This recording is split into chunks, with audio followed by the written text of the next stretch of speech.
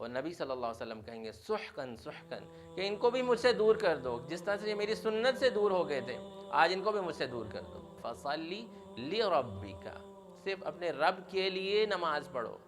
وانحر، اور اگر قربانی بھی کرو تو وہ اپنے رب کے لیے کرو۔ جنت میں ایک نہر ہے جس کا نام کوثر ہے، وہ نبی صلی اللہ علیہ وسلم کو عطا کی جائے گی۔ ابن کثیر رحمہ اللہ فرماتے ہیں کہ خیر کثیر سے مراد یہ بھی ہے کہ اللہ سبحانہ وتعالی نے نبی صلی اللہ علیہ وسلم کا ذکر بہت زیادہ بلند کیا ہے، اتنا ذکر کسی کا بھی بلند نہیں ہوا کہ نماز اور قربانی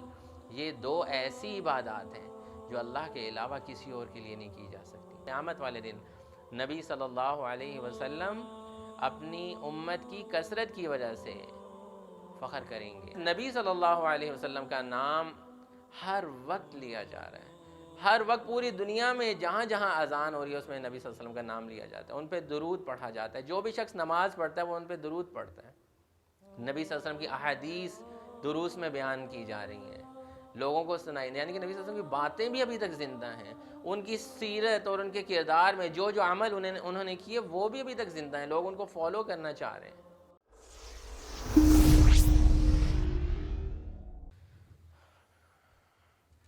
الحمد للہ رب العالمین، اصلی و اسلم علی من بعث رحمة للعالمین ومن تبعهم بإحسان إلى يوم الدين، اما بعد فاعوذ باللہ من الشیطان الرجیم، بسم اللہ الرحمن الرحیم۔ انا اعطیناک الکوثر فصل لربک وانحر ان شانئک هو الابتر، صدق اللہ العظیم۔ رب اشرح لی صدری ویسر لی امری واحلل عقدۃ من لسانی یفقہوا قولی۔ رب زدنی علما، اللہم فقہنا فی الدین، اللہم انا نسألک علما نافعا وعملا متقبلا ورزقا حلالا طیبا، اللہم ارنا الحق حقا وارزقنا اتباعہ وارنا الباطل باطلا وارزقنا اجتنابہ، آمین یا رب العالمین۔ اما بعد، آج کی اس ویکلی قرآن سرکل کلاس کے اندر ہم لوگ کور کریں گے سورہ الکوثر، اور سورہ الکوثر جو ہے یہ قرآن پاک کی سب سے مختصر صورت ہے۔ ویسے 3 آیتوں پہ مشتمل ہے، 3 آیات پہ مشتمل اور بھی صورتیں ہیں، جس میں ایک سورہ العصر ہے، ہم نے پڑھ لی تھی، اور ایک سورہ کوثر ہے، اور ایک سورہ نصر ہے جو ہم آگے پڑھیں گے۔ تو انہی 3 آیتوں کی وجہ سے علماء نے یہ کہا ہے کہ نماز میں کم از کم 3 آیتیں ایک رکعت میں پڑھنی چاہیے۔ بہرحال اگر آیات لمبی ہوں، جیسے کسی نے نماز میں سورہ آیت الکرسی پڑھی ہے تو وہ ایک رکعت بھی پڑھ سکتا ہے، لیکن سورہ کوثر جو ہے یہ قرآن کی سب سے مختصر اور چھوٹی صورت ہے۔ امید ہے کہ آپ میں سے سب کو آتی بھی ہوگی یہ صورت، تو آج ہم اس صورت کو سمجھنے کی کوشش کریں گے۔ تو سورہ کوثر قرآن پاک کی 108 نمبر صورت ہے اور مکی صورت ہے، اس میں 3 آیات ہیں۔ اس صورت کا ایک اور نام سورہ نحر بھی ہے، نحر، جیسے کہ اس کے اندر بھی ایک لفظ آتا ہے وانحر، تو اس لفظ کو بھی ہم سمجھیں گے انشاءاللہ۔ تو اس صورت کے اندر 3 ٹاپکس جو ہیں وہ ڈسکس ہوئے ہیں، اس صورت کے 3 پیراگراف ہیں،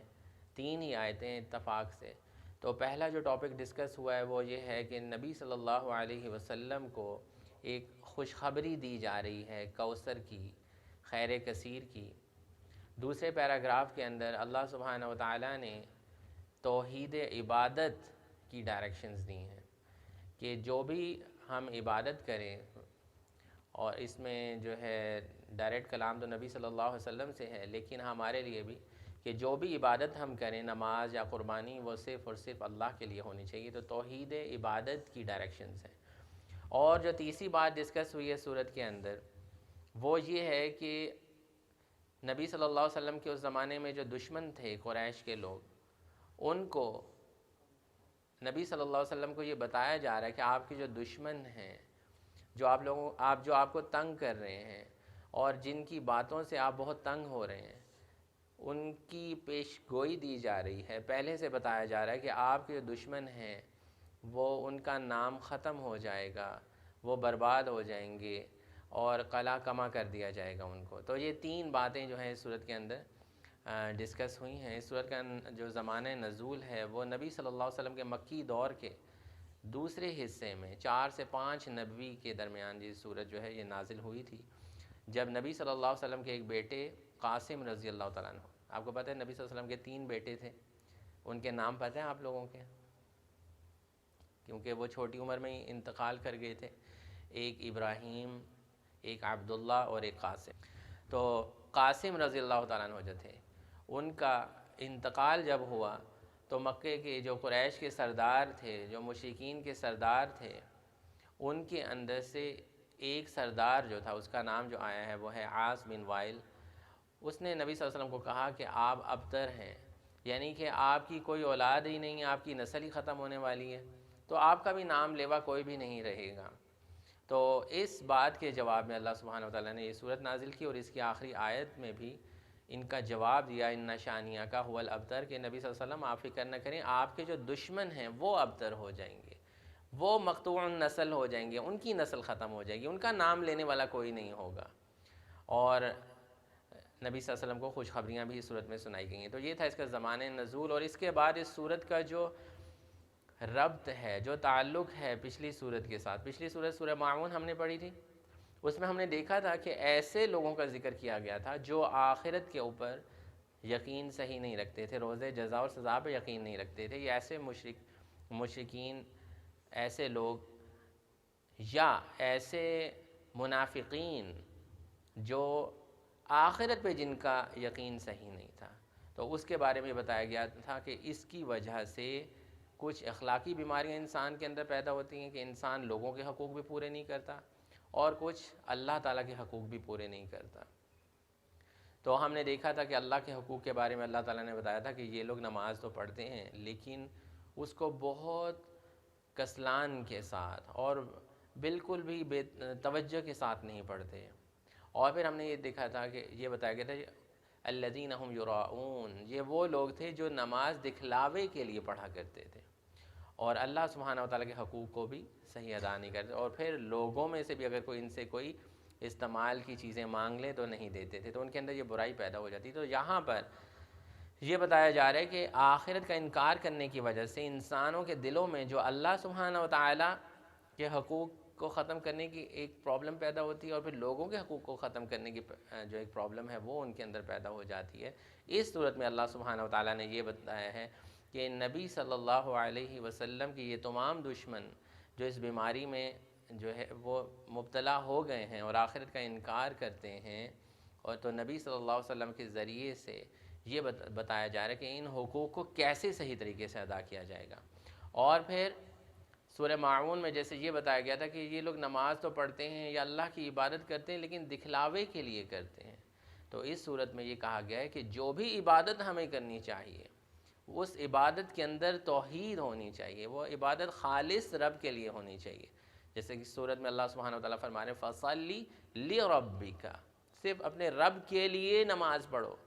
وَانْحَرْ، اور اگر قربانی بھی کرو تو وہ اپنے رب کے لیے کرو۔ تو یہ اس صورت کے ساتھ اس کا لنک بنتا ہے کہ جو بھی عبادت کی جائے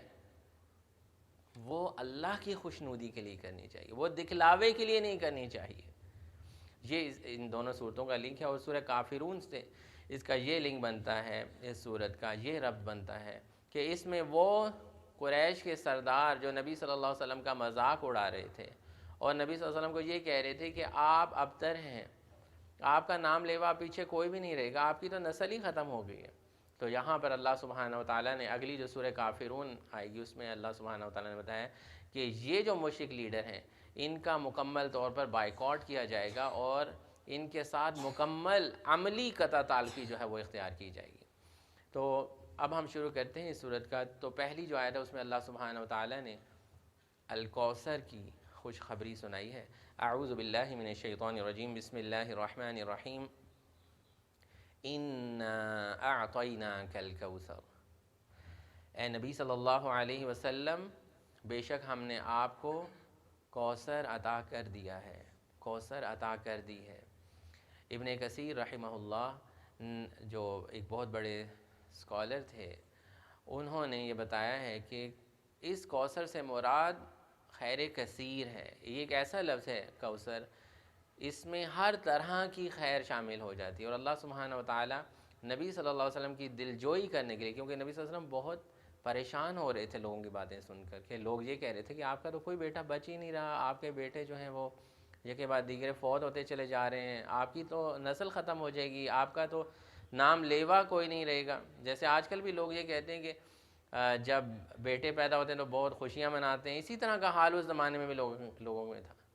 نبی صلی اللہ علیہ وسلم کے آنے سے پہلے آپ لوگوں نے پڑھا ہوگا بہت ساری کتابوں میں کہ بچیوں کو زندہ لوگ دفن کر دیتے تھے زمین کے اندر، ان کو برا سمجھتے تھے، اور جب بیٹے ہوتے تھے تو خوشیاں مناتے تھے کہ یہ ہماری نسل کو آگے چلائے گا. تو نبی صلی اللہ علیہ وسلم کو بھی وہ یہی کہہ رہے ہیں کہ آپ کے بیٹے جو ہیں وہ تو فوت ہو گئے، آپ کی نسل کیسے آگے چلے گی. حالانکہ نبی صلی اللہ علیہ وسلم کی بیٹیوں سے آگے جو ہے اللہ سبحانہ و تعالیٰ نے نیک صالحین لوگ اور ان کی جو اہل بیت ہیں وہ وہاں سے آگے جو ہے وہ جاری و ساری فرمائے، اور اتنی بڑی امت نبی صلی اللہ علیہ وسلم کو عطا کی کہ وہ بھی خیر کثیر میں آتی ہے. تو خیر کثیر سے مراد ابن کثیر نے جو پہلی چیز لکھی ہے وہ ہے کہ جنت میں ایک نہر ہے، جنت میں ایک نہر ہے جس کا نام کوثر ہے، وہ نبی صلی اللہ علیہ وسلم کو عطا کی جائے گی. اور جنت میں ایک حوض ہے جس کا نام کوثر ہے، جس کے ساتھ بہت سارے سمجھ لیں پینے والے پیالے بھی ہیں. جتنے نبی صلی اللہ علیہ وسلم کے امتی آئیں گے جن کو ان پیالوں سے جو ہے وہ پانی پلایا جائے گا، وہ کثیر تعداد میں موجود ہیں، کثرت کے ساتھ ہیں، اس لیے اسے حوض کوثر بھی کہا جاتا ہے. اور جو شخص اس پیالے سے پانی پی لے گا، نبی صلی اللہ علیہ وسلم کے ہاتھ سے اس پیالے سے پانی پی لے گا، اس کو کبھی پانی کی پیاس کی تمنا نہیں ہوگی. تو یہ نبی صلی اللہ علیہ وسلم کے جو ایسے امتی جو نیک عمل کرنے والے ہوں گے اور بدعت کرنے والے نہیں ہوں گے، ان کو پلایا جائے گا. کیونکہ نبی صلی اللہ علیہ وسلم کی ایک حدیث ہے کہ قیامت کے دن جب میں حوض کوثر پہ ہوں گا تو جب لوگوں کو میں قریب آنے کی دعوت دوں گا کہ میرے قریب آؤ، تو فرشتے بہت سارے لوگوں کو روک دیں گے. تو نبی صلی اللہ علیہ وسلم پوچھیں گے کہ ان کو ادھر کیوں نہیں آنے دیا جا رہا ہے، ان کو بھی میں حوض کوثر سے پانی پلانا چاہتا ہوں. تو فرشتے یہ بتائیں گے کہ انہوں نے آپ کے پیچھے سے آپ کے دین میں بدعات اختیار کر لی تھیں. بدعت کیا چیز ہوتی ہے کہ دین میں کوئی بھی ایسا کام جو قرآن اور سنت سے یعنی کہ نبی صلی اللہ علیہ وسلم کے طریقے سے ثابت نہ ہو، اس کو ثواب کی نیت سے کیا جائے، وہ بدعت کہلاتا ہے. تو جو شخص بدعتی ہوگا اس کے لیے اتنی بڑی یہ بربادی والی بات ہے کہ وہ دنیا میں عمل کرتا رہا اور نیک عمل سمجھ کر کے کرتا رہا، اس نے یہ چیک ہی نہیں کیا کہ کیا یہ عمل نبی صلی اللہ علیہ وسلم کے طریقے سے ثابت ہے یا نہیں، کیا اللہ تعالیٰ نے اس کا حکم دیا ہے کہ نہیں. وہ اس کو ایک نیک عمل سمجھ کے کرتا رہا. تو قیامت والے دن وہ اس امید سے ہوگا کہ جی مجھے بھی حوض کوثر سے پانی نصیب ہو، تو اس کو دور کر دیا جائے گا،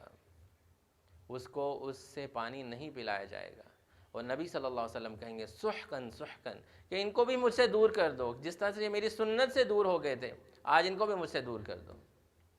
اللہ اکبر. اور ہم آج بدعات کرتے ہیں نبی صلی اللہ علیہ وسلم کی محبت کے اندر، ہم نے دین میں امینڈمنٹس کی نبی صلی اللہ علیہ وسلم کی محبت کے اندر. تو ایسی بدعات قیامت والے دن ہمیں کوئی فائدہ نہیں دیں گی. تو خیر کثیر سے مراد حوض کوثر ہے، اور خیر کثیر سے مراد نبی صلی اللہ علیہ وسلم کو یہ خوشخبریاں دی جا رہی ہیں کہ دنیا میں آپ کو فتوحات بھی نصیب ہوں گی. ابن کثیر رحمہ اللہ فرماتے ہیں کہ خیر کثیر سے مراد یہ بھی ہے کہ اللہ سبحانہ و تعالیٰ نے نبی صلی اللہ علیہ وسلم کا ذکر بہت زیادہ بلند کیا ہے. اتنا ذکر کسی کا بھی بلند نہیں ہوا، جیسا کہ اللہ سبحانہ و تعالیٰ نے سورہ انشراح میں کیا فرمایا، وَرَفَعْنَا لَكَ ذِكْرَكَ، کہ نبی صلی اللہ علیہ وسلم کا جو ذکر ہے وہ اللہ سبحانہ و تعالیٰ نے بلند کیا ہے. آپ دیکھیں کہ جو نبی صلی اللہ علیہ وسلم کے دشمن تھے، جو ان کو برا بھلا کہتے تھے، ان کو آج کون یاد کرتا ہے، ان کی باتوں کی کون پیروی کرتا ہے، ان کی تصانیف کی کون پیروی کرتا ہے. ان کے اوپر تو لوگ لعنت و ملامت ہی کرتے ہیں، یا ہم کبھی سیرت پڑھتے ہیں ان کا نام سنتے ہیں تو ہم ان کے اوپر لعنت ملامت ہی کرتے ہیں کہ یہ کتنے برے لوگ تھے. اس کے برعکس نبی صلی اللہ علیہ وسلم کا نام ہر وقت لیا جا رہا ہے، ہر وقت پوری دنیا میں جہاں جہاں اذان ہو رہی ہے اس میں نبی صلی اللہ علیہ وسلم کا نام لیا جاتا ہے، ان پہ درود پڑھا جاتا ہے. جو بھی شخص نماز پڑھتا ہے وہ ان پہ درود پڑھتا ہے. نبی صلی اللہ علیہ وسلم کی احادیث دروس میں بیان کی جا رہی ہیں، لوگوں کو سنائی، یعنی کہ نبی صلی اللہ علیہ وسلم کی باتیں بھی ابھی تک زندہ ہیں، ان کی سیرت اور ان کے کردار میں جو جو عمل انہوں نے کیے وہ بھی ابھی تک زندہ ہیں، لوگ ان کو فالو کرنا چاہ رہے ہیں۔ تو اس طرح سے اللہ سبحانہ وتعالی نے نبی صلی اللہ علیہ وسلم کا ذکر بلند کیا، اور قیامت تک یہ ذکر بلند ہوتا رہے گا۔ ایک اسکالر تھے، ان کی میں اسپیچ سن رہا تھا، اور انہوں نے بہت زبردست بات کی کہ دنیا میں سب سے پہلے جو اذان ہوتی ہے وہ جاپان کے اندر ہوتی ہے، یعنی کہ سب سے پہلے جو صبح چڑھتی ہے پہلی فجر کی جو اذان ہوتی ہے وہ جاپان میں ہوتی ہے۔ اس کے بعد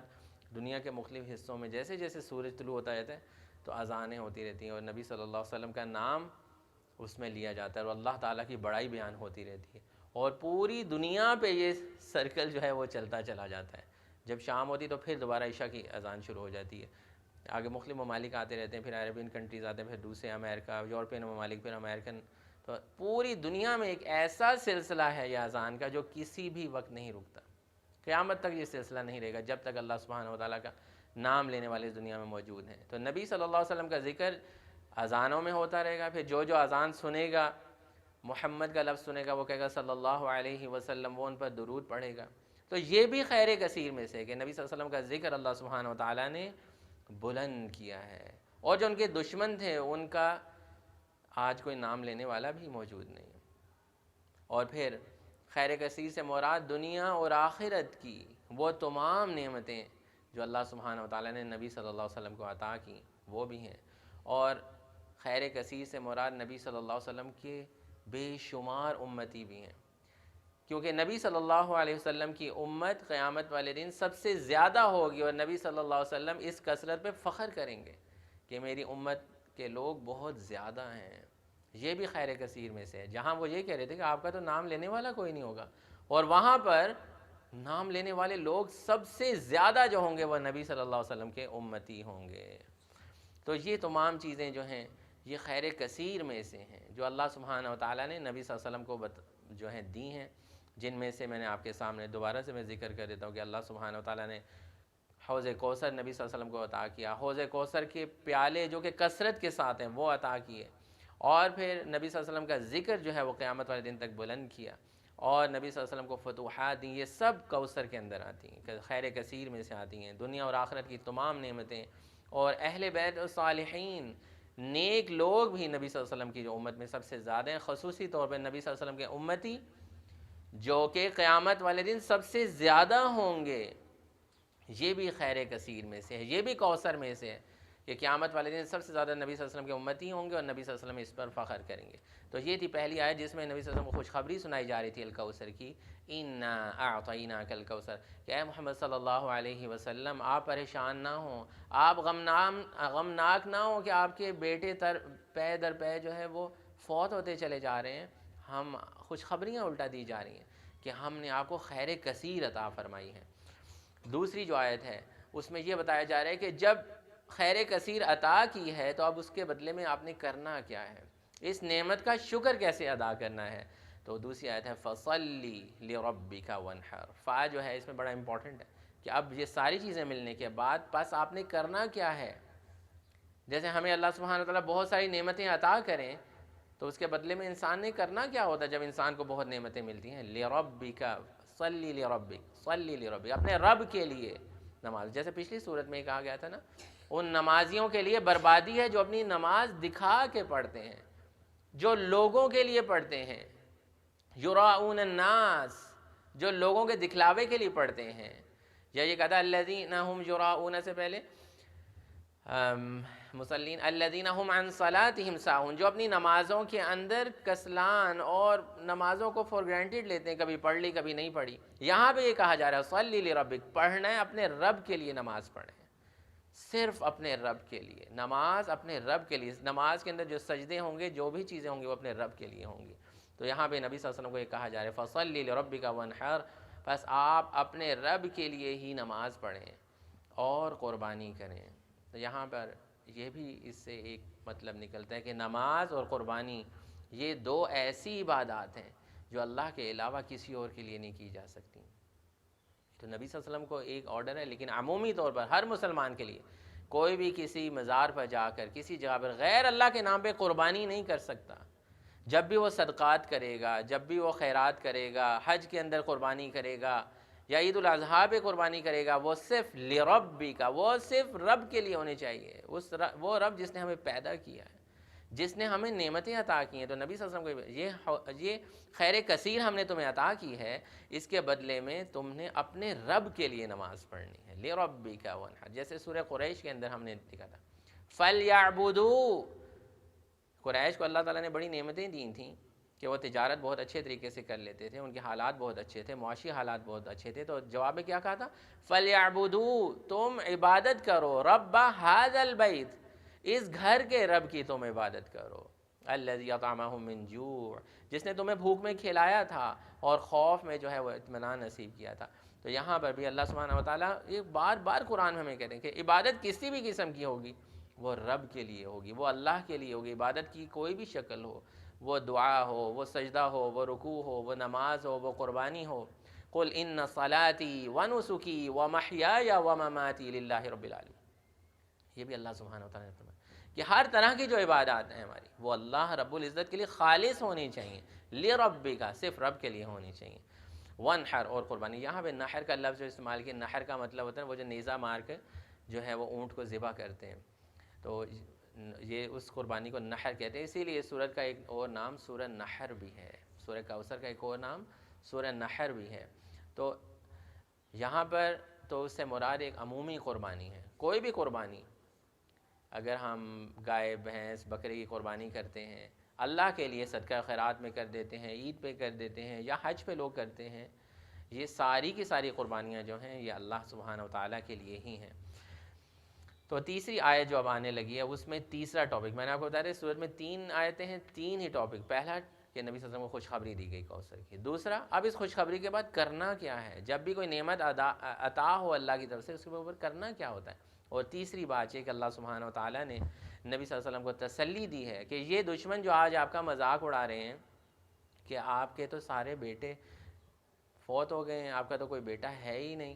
آپ کا تو کوئی نام لینے والا شاید نہیں بچے گا، آج ان کو یہ بتا دیں کہ ان کا نام لینے والا کوئی نہیں ہوگا، وہ مقطوع النسل ہوں گے، ان کی نسلیں ختم ہوں گی، نبی صلی اللہ علیہ وسلم کا نام قیامت تک لوگ لیتے رہیں گے، جب جب اذان ہوگی، جب جب نماز ہوگی، درود شریف پڑھے جائیں گے، وَرَفَعْنَا لَكَ ذِكْرَكَ کے ذریعے اللہ تعالیٰ ان کا نام بلند کرتا چلا جائے گا، ان کی سیرت ہمیشہ زندہ رہے گی، ان کی حدیث، ان کا کردار قیامت تک زندہ رہے گا، اور ان کے جو دشمن ہیں ان کا قلع کما ہو جائے گا۔ تو یہ خوشخبری سنائی جا رہی ہے، آیت نمبر 3، إِنَّ شَانِئَكَ هُوَ الْأَبْتَرُ، بے شک آپ کا دشمن ہی جڑ کٹا ہوگا، آپ کا دشمن ہی ایسا ہوگا کہ جس کا نام لینے والا کوئی نہیں ہوگا۔ تو یہاں پر جیسے کہ قریش کے جو بڑے بڑے سردار تھے، خاص طور پر جس کا ذکر میں نے کیا، جس نے اب قاسم رضی اللہ تعالیٰ عنہ کی فوتگی پر نبی صلی اللہ علیہ وسلم کو یہ بات سنائی تھی کہ آپ ابتر ہیں، تو یہاں پر ان کو جواب دیا جا رہا ہے کہ بے شک آپ کا دشمن ہی ابتر ہوگا۔ ابتر کا مطلب ہوتا ہے جڑ کٹا، جس کی آگے کوئی بھی جو ہے چیز باقی نہ رہے پیچھے اس کے۔ تو نبی صلی اللہ علیہ وسلم کو اس صورت کے ذریعے اللہ سبحانہ وتعالیٰ نے ان کی ڈھارس بندھائی اور یہ بتایا کہ جس راستے پر آپ چل رہے ہیں یہ راستہ بہت اچھا ہے، اسی کے ذریعے سے آپ کو کامیابیاں ملیں گی، اسی کے ذریعے سے قریش کے سرداروں کے اوپر آپ کو برتری ملے گی، اور آپ کا نام لینے والا رہے گا، ان کا نام لینے والا اس دنیا میں کوئی بھی نہیں ہوگا۔